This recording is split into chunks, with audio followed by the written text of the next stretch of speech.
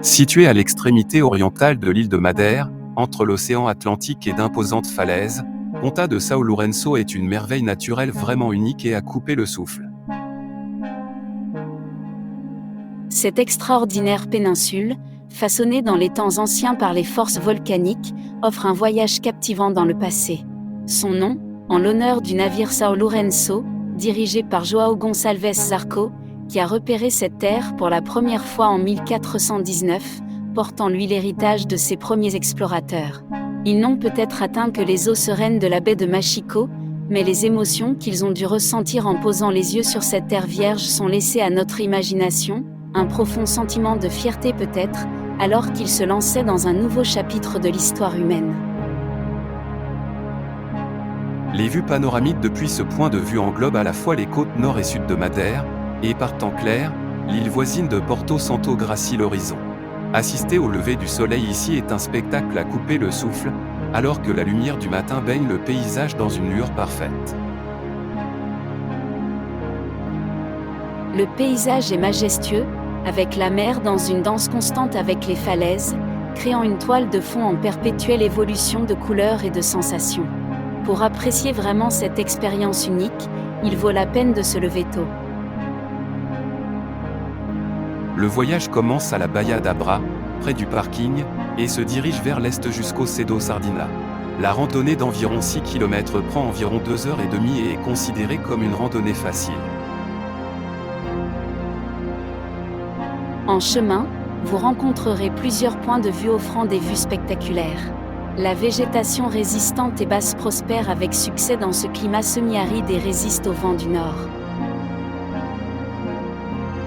À la fin du sentier, un oasis tranquille vous attend, le centre d'accueil Casa do Sardina, propriété du parc naturel de Madère. Construit en 1905 par Manuel Betancourt Sardina comme refuge et lieu de vacances, il a une histoire riche.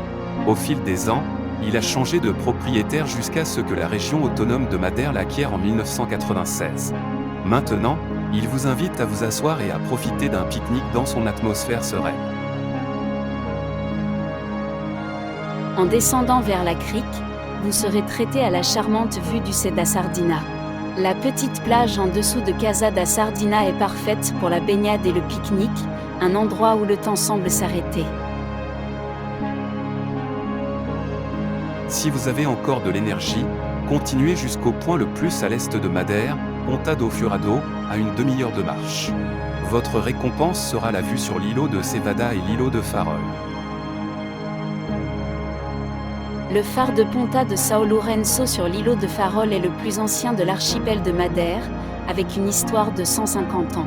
Cependant, sa vraie splendeur se révèle la nuit lorsqu'il émet des flashs blancs à des intervalles précis de 5 secondes, illuminant l'obscurité. La Vereda da Ponta de São Lourenço est un sentier unique parmi les itinéraires de randonnée de Madère. C'est probablement l'un des plus visités en raison de ses paysages époustouflants, et il fait également partie du réseau Natura 2000, revêtant une grande importance géologique au sein des géosites de Madère.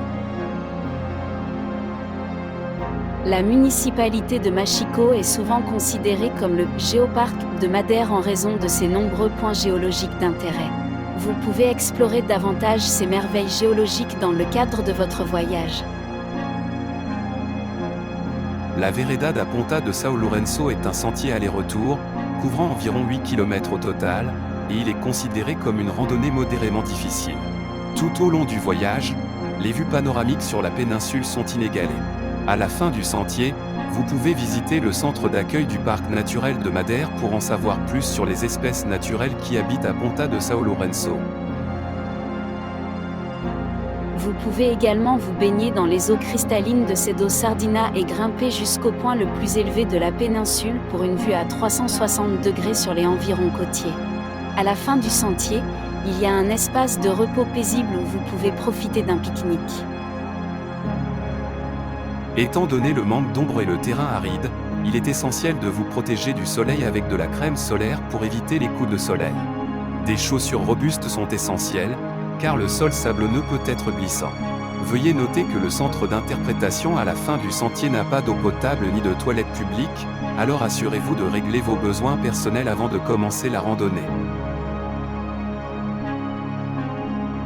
Ponta de São Lourenço s'étend sur environ 8 km, formant une péninsule immaculée qui comprend l'îlot de Desembarcadero, également connu sous le nom d'îlot Metade ou Cevada, et l'îlot de Farol, également connu sous le nom de Ponta de São Lourenço ou îlot Fora.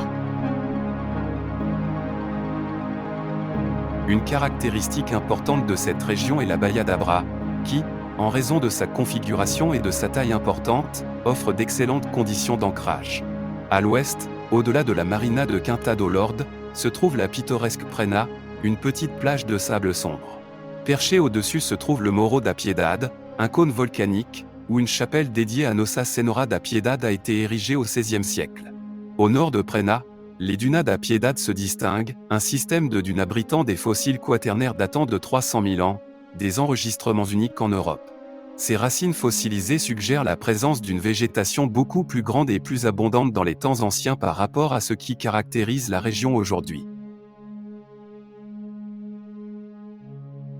Ponta de São Lourenço reste l'un des derniers paradis naturels sur Terre, niché à l'extrémité orientale de l'île. Ce paysage vierge est un témoignage de la beauté préservée de Madère.